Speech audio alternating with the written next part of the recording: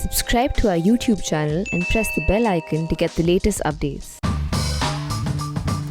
Mumbai is still on top of our minds, and for all the wrong reasons. Wrong reasons means there was something that looked like a terror threat, again maybe a blackmail, then there was a murder which was being passed off as suicide, then a cop was arrested, a famous cop was arrested on the suspicion of being responsible for all of this, and then his big boss was removed, that is the Commissioner of Police was removed, a senior IPS officer, 1988 batch, so that is 33 years of service.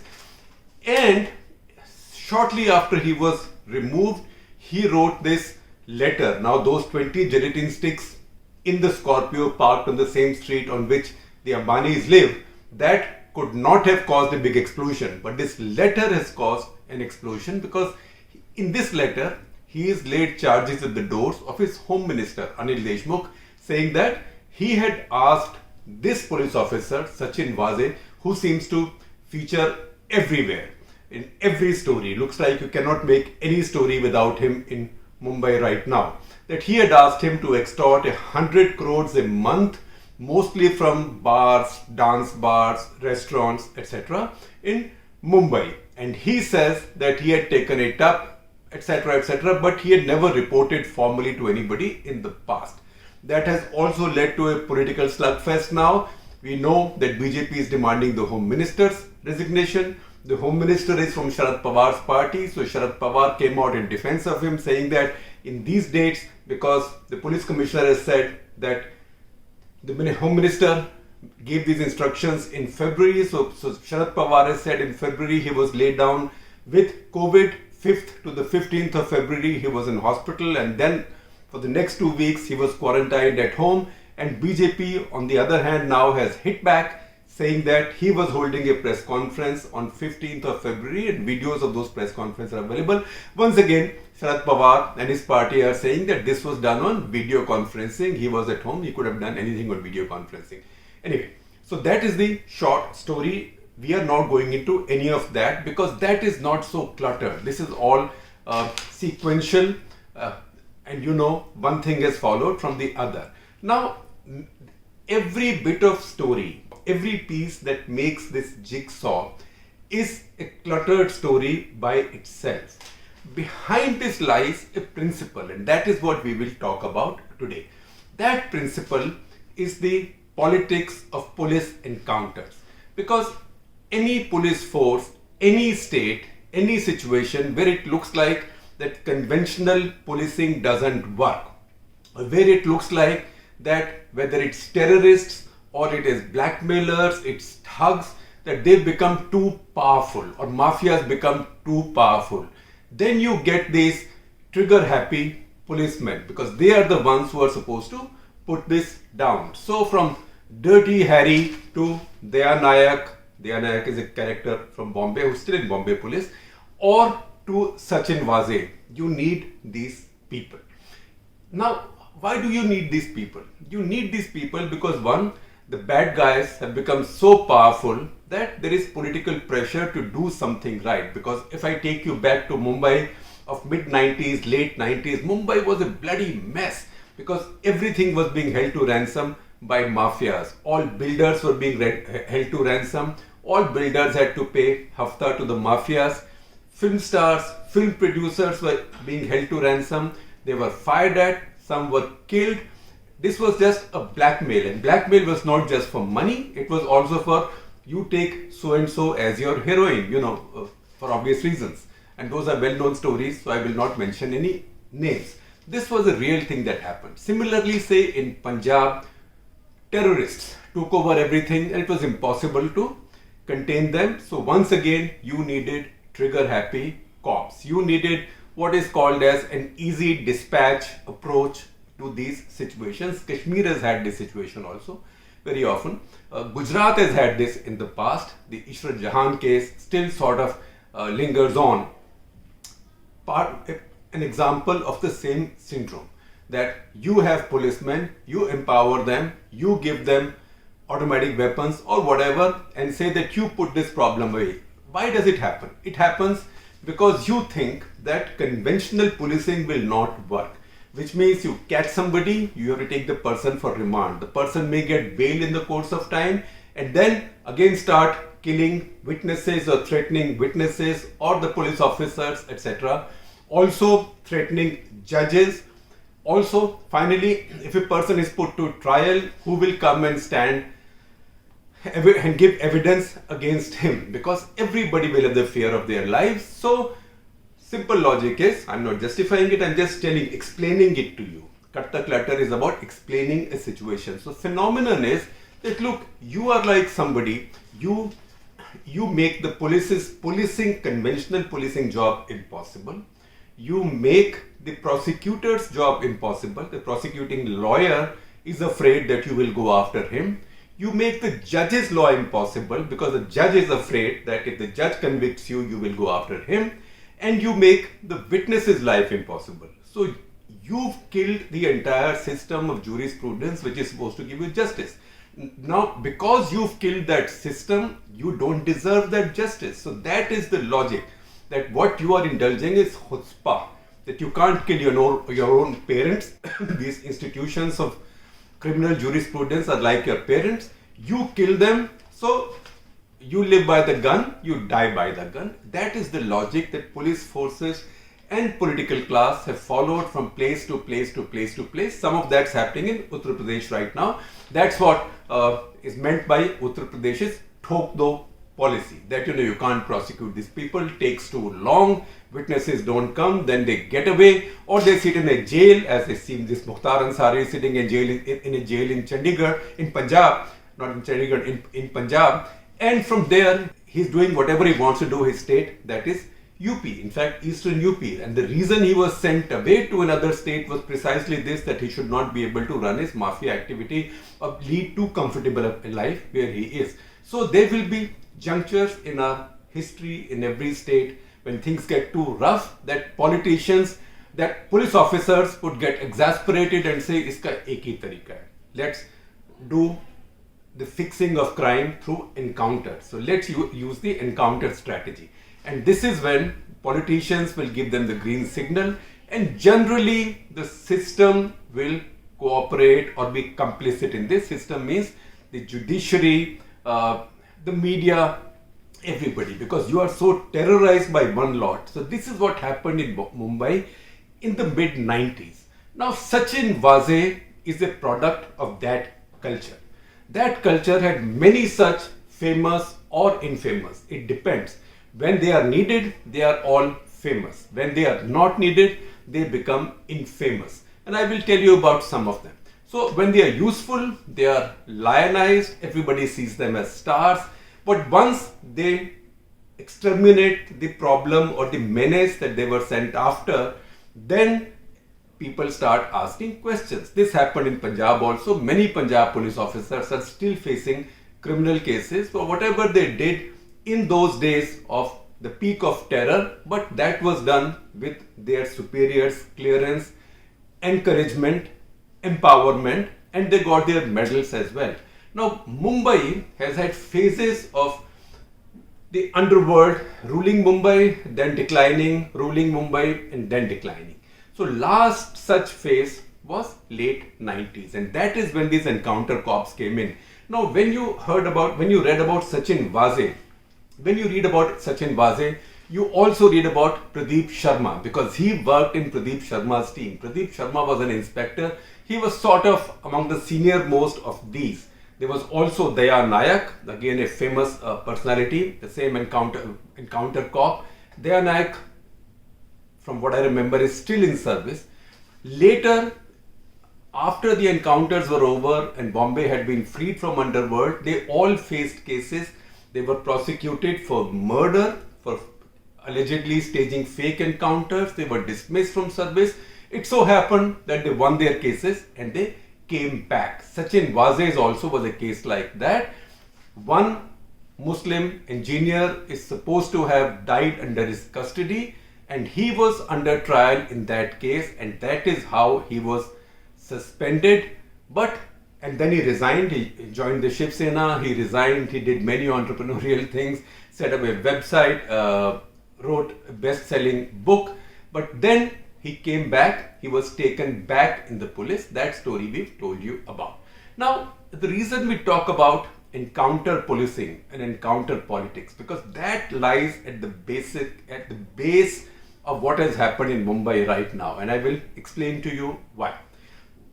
The reason we talked in detail about this is that Mr. Julio Ribeiro was a former top cop. He's now 92 years old. In fact, Sharad Pawar said that he should be investigating in the outgoing police commissioner's charges against the Home Minister. And Mr. Ribeiro said, look, you investigated, why are you asking me? I'm 92 years old. This is no age to investigate this. The fact is that Julio Ribeiro wrote an article in the Indian Express last week, in which he questioned the encounter culture. And he said, this is what happens. Police officers themselves encourage encounter culture when the going is tough. Then other officers have come and they have to dismantle it. The fact is that because these junior officers get so much power when you allow encounter policing, that it's inevitable that if not all of them, some of them start to misuse it. They start to misuse it. They also become overly useful to police officers who might have other motives. They also become overly useful to politicians who might have other motives. So that leads to, from encounter policing leading to extortionist policing and extortionist politics. So I'm not saying what happened in this case, I don't know. And whose charges are right, whose charges are wrong. It will be wrong for me to jump to any judgment. But the fact is that this is a logical story. A politician wants money made. The politician finds the one cop everybody is afraid of, and that cop has done many funny things, quote unquote, funny things in the past, has a lot of skeletons literally hidden in his cupboard. And there is a police commissioner or there is a senior police officer who's been countenancing it, and this police officer, this tough police officer, is a loyalist of this police chief. So this becomes a good troika for extortion. So that is how encounter policing leads to extortion policing and extortion politicking. So in fact, in Mumbai right now, if you ask people who know Mumbai well, what used to be the underworld run by the mafia based in Dubai and elsewhere is now not even the underworld. It's a straightforward extortion mafia run between the political class and the police. That is the reality of Mumbai. Once again, that is not to say that this has happened in this case. So I am just sort of straightening out the story for you to explain to you why this sounds so logical. Now, Mr. Ribeiro in that article has decried this, and he has also talked about how another officer, Meera Bormankar, who's a very respectable officer, when she took over this area in Mumbai, she tried to fix it and she cleaned it up. And I will tell you a little bit of a cluttered history of that period as we go along. But the fact is that people were involved in this. So what happened to those people? Because these were just ASIs and SIs and inspectors. In fact, even Sachin Waze is not a full inspector. So what happened? They became so powerful and so prominent. They knew a lot about everybody. If somebody killed 100 people or 200 people or 300 people, chances are that at least some of them was farmaishi killings. They were killings because somebody wanted somebody killed. So they know too much about everybody. So they have this inordinate power. So even if you change the system, you can't banish the people. Even if you banish the people, they come back. And every police officer who has handled a situation as challenging as, say, terrorism in Kashmir now, or the underworld mafia rule in Mumbai in the 90s, or terrorism in Punjab in early 90s at its peak, has succumbed to these methods. In fact, Mr. Ribeiro himself, when he went as DGP to Punjab, he was sent from Maharashtra police to Punjab because Punjab police officers were then not being trusted. He also allowed some of this, and in fact he called it the bullet for bullet policy, although he says that he didn't mean, he did it to basically energize his police force, his demoralized police force. But the fact is that there was always encounter policing in Punjab once terrorism came to Punjab in the early 80s. And in fact, Mr. Ribeiro, I've known him since then. I've covered him then in Punjab, and subsequently he had two attempts on his life by terrorists. One in 1986, that was in the police lines in Jalandhar, like the police headquarters of Punjab Police, very well protected place. He and his wife were walking, his wife Melba, and they were attacked. Luckily they survived, they hit the ground and they survived. They had good instincts.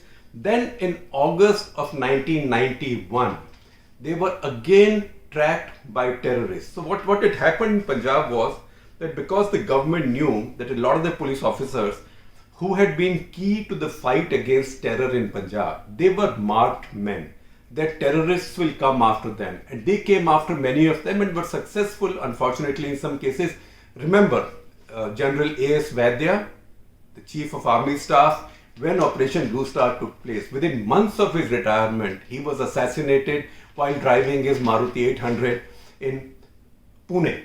So government was very concerned about these officers. So some of them were posted to East European countries, communist countries, which were considered safe because they had very tight security and no easy visas. So it was seen as almost impossible for any of these people, terrorists, to go into those countries. So some had been sent to Hungary, some had been sent to some other East European countries. Mr. Ribeiro, after retiring, was sent as India's ambassador to Bucharest, to Romania. This was Ceausescu's Romania, Ceausescu's Bucharest. But as we know, the Great Wall, the Berlin Wall fell in late 1989. Soviet Union began to unravel. Soviet bloc began to unravel. Ceausescu was killed and denounced. And then there was quite a bit of confusion and quite a bit of free-for-all in that region. So in that process, 4 Sikh terrorists got into Bucharest and again attacked the Ribeiros when they were on an evening walk. Now, it just so happened, reporters' luck, that I had gone to Soviet Union and Eastern Bloc at that point to follow up on a story that we had done the previous year when it was unraveling, to see how it had come along a year after the unraveling. And when we got to Bucharest, Mr. Ribeiro had already been attacked. His wife survived. He got a bullet. He took a 7.62 mm AK-47 bullet in his thigh and he was hospitalized. So we went to see him in the hospital. He received us. I'm sharing the story. We wrote on it in India Today with you. Please read that. And he gave us an account as if he was telling us a story. He said, they came and I ran and I'm 62. But you know, when you're running for your life, you can run really fast. So he took a bullet and this was a very high security hospital ward. There were Romanian commandos walking around there who could all kill with bare hands. And of the 4 people who had come to kill him, 1 had been killed by the 2 commandos who were walking behind him for his protection. So they reacted. 1 assassin was killed, 2 were captured and 1 escaped. I don't know what happened. I believe he also got caught later. So Mr. Ribeiro has seen this. He's done it. He's seen this. So he, I suspect, would have a better understanding for the circumstances in which encounter policing is carried out. I'm not again justifying it. I'm just saying he's somebody who's been there, done that. Not just that, his own favorite officers in Punjab Police, 2 very young Punjab Police officers, Avinder Singh Brar, 1979 batch IPS. He was a St. Stephen's graduate, and KRS Gill, who was 81 batch IPS officer. He was trained as a vet but joined the IPS. Those 2 were the fittest, the finest young officers in Punjab Police. In fact, Avinder Brar was so trusted that for a long time, for the longest time, he was handling personal security for Mr. Ribeiro when he was DG of police there. Those 2 had gone out jogging in Patiala, and those 2, in fact, in those days, I knew him as a journalist, and they were not the kind of young people who worried too much about security threats. And in fact, Brar used to say the best defense is self-defense. And they had gone jogging to NIS, National Institute of Sports, Patiala, and when they were on the way back, terrorists came and shot them Unfortunately, both passed away, and later it had turned out, or at least it was believed, that the people who killed them were people who Punjab police itself had cultivated. They were former terrorists who Punjab police itself had cultivated as what were called as cats.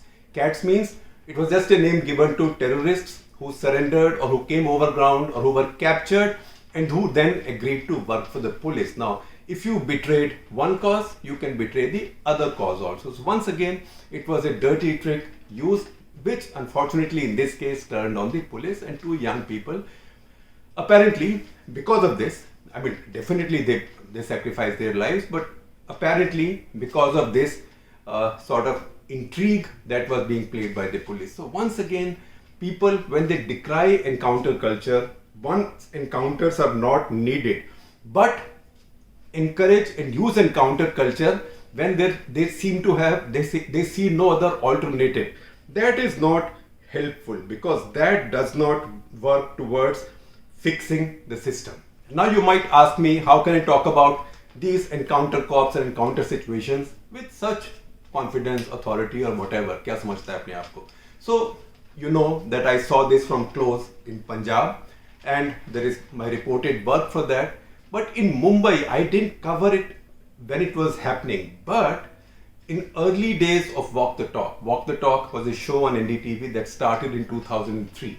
In very early days of of Walk the Talk, in 2003 early summer, I recorded an episode of Walk the Talk, which is now listed among NDTV classics, and I'm sharing the link with you. You can watch it with two of these quote-unquote star encounter cops, Pradeep Sharma, and that name came back to us just this week because it turned out that Sachin Waze had worked in his unit. So Inspector Pradeep Sharma and Sub-Inspector Daya Nayak. In fact, if you watch this Walk the Talk, you will see that at that point, one claimed to have killed 92 bad guys in encounters and one had killed 78. So they were both sort of looking for a century. It's all dark humor if you look at it that way. And then what happened? Each one of them got into trouble. Pradeep Sharma on 31 August 2008 was dismissed from service because by this time underworld was over in Mumbai. Mumbai was safe, and also there was a Congress government had changed. So he was dismissed and he was facing cases for a fake encounter. In fact, it was called Lakman Bhaiya fake encounter case. 2017 August, he was reinstated because he won his case. He was also acquitted in the fake encounter case. Then he joined Shiv Sena 2019. Once again, I told you he might have been a mere inspector, but you become larger than life. So he joined Shiv Sena. He contested the election in 2019. In that election, Shiv Sena should have done well, but he lost by 43,000 votes. So he did not win. However, it did not stop him from becoming a hero in folklore. There was a film called Reggae in which Mahesh Manjrekar plays Pradeep Sharma. Similarly, Daya Nayak, who worked with him, he was also in his unit. In 2006, he was temporarily suspended, reinstated in 2012. Then he was transferred to Nagpur in 2014, and he saw it as a vindictive transfer, and he refused to go because he said that I fear for the safety of my family. So he didn't go. He was suspended again, but he was reinstated yet again in 2016. At their peak, I will tell you the kind of powers they've had. Kind of power they had was that Daya Nayak set up a school in his village in Karnataka, in Udupi area. He came from a very poor family. He came to Mumbai at the age of 13 and worked at a dhaba, cleaning the dishes, studied at a night school, got into the police. Anyway, so he had promised himself he'll build a school in his mom's name. He managed to do it while he was a sub-inspector, and Amitabh Bachchan apparently went to his village to inaugurate that school because at that point Mumbai film world, Bollywood owed such a gratitude to these people. Also, these people have all featured in big popular movies. Ab Tak Chappan, both episodes, Ab Tak Chappan, the first one, and Ab Tak Chappan 2. Also, in a film called Department, Sanjay Dutt played Pradeep Sharma himself. So folklore figures. And from that interview, one line stands out for me. Because I had asked these people that what are these gangsters like? They said these gangsters are ordinary criminals. They are not mafia people like the movies. They are not dadas. They are ordinary people. And the line there is from Pradeep Sharma. And listen to this in that link that I am giving you. ये tin pot gangster है. Tin pot gangster. तो मैंने उसको क्या मतलब होता है tin pot gangster का? सो इसके बाद वो इंग्लिश से हिंदी में शिफ्ट हो गया. ही से पहले वड़ा पाव खाता था, अब चिकन चिली खाता है. ये माफिया नहीं है. तो मैंने कहा माफिया क्यों नहीं है? कहता माफिया का कोई प्रिंसिपल होता है, इनका कोई प्रिंसिपल ही नहीं है. ये सिर्फ बंदूक दिखा के ब्लैकमेल करता है. फिल्म स्टार को बोलता है मैं तेरे चेहरे पर ऐसे डाल दूंगा. फिल्म स्टार सोचता है my face is all there is to me, so if somebody throws acid, what will happen? So they start paying, and we rid the film stars of this menace. So once again, when you do these things, these people become stars. Then in the end, someone inevitably ends up like Sachin Waze. So while you target him, it looks like this case is now sort of circumscribing him as the only guilty party or only possibly guilty party. The fact is that for 20-25 years that he's done it, this has been a police, politician, underworld extortion process which is holding Mumbai to ransom. If you ask me how to resolve this problem, I will just give you my 1-minute opinion in conclusion. The same thing that you've done with other states like Kashmir or Punjab that got into these situations, you now have to do with Maharashtra, especially with Mumbai. You have to bring in officers from other cadres and run the Mumbai police for the next 3, 4, 5 years. Unless you do that, you will not be able to clear Mumbai police, because Mumbai police and the police politician nexus is one of India's big challenges now. Once again, it doesn't matter who is guilty and who's innocent in this case, because several people are guilty, and in the process, India comes out looking really bad.